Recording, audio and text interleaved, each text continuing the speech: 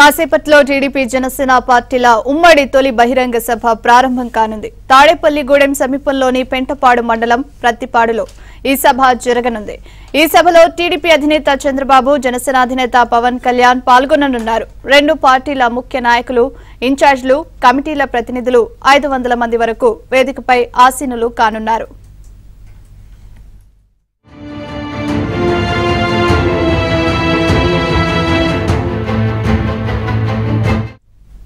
TDP Janasena అభ్యర్థుల first list విడుదల తర్వాత ఇదే మొదటి సభ కావడంతో భారీ అంచనాలున్నాయి.